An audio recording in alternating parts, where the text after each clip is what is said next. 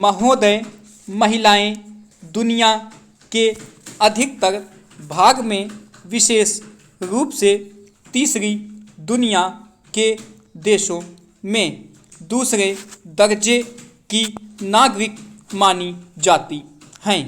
उनकी इस स्थिति का समाज शास्त्रीय और ऐतिहासिक संदर्भों में गहन विश्लेषण किया गया और किया जा रहा है।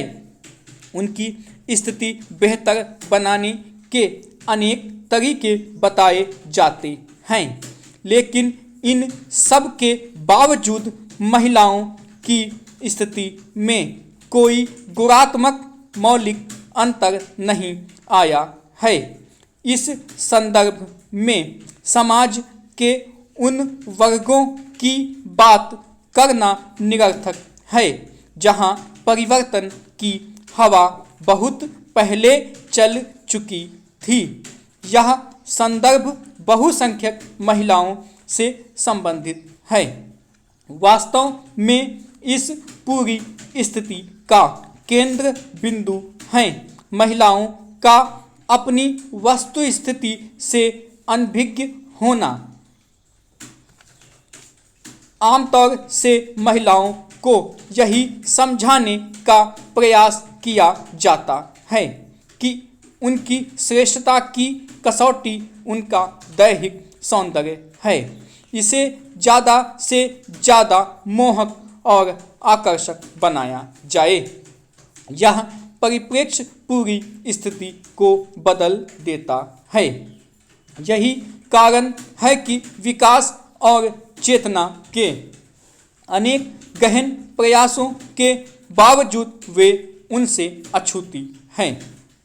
महिलाएं अपनी स्थिति से परिचित हों, इसके लिए जरूरी है कि वे निरक्षरता और अज्ञान की अंधेरी सुरंग से निकलकर शिक्षा और ज्ञान के आलोक में विचरण करें। ऐसा करने से ही विकास की प्रक्रिया के अंतर्गत पुरुष के समकक्ष व्यवहारिक स्तर प्राप्त कर सकती हैं। इसलिए महिलाओं के विकास के लिए किया जाने वाला कोई भी वह प्रयास जिसमें उन्हें शिक्षित करने का आग्रह नहीं है, न केवल अधूरा है बल्कि पर्याप्त सीमा तक निरर्थक भी। शिक्षा प्राप्त करने के बाद ही महिलाएं अपनी सामाजिक स्थिति का ठीक ढंग से आकलन करने में समर्थ होती हैं। शिक्षा के द्वारा प्राप्त ज्ञान चक्षु उन रूढ़ियों के विरोध का साहस देते हैं जो महिलाओं को आगे बढ़ने से रोकती हैं, जिनकी कोई सामाजिक प्रासंगिकता नहीं है।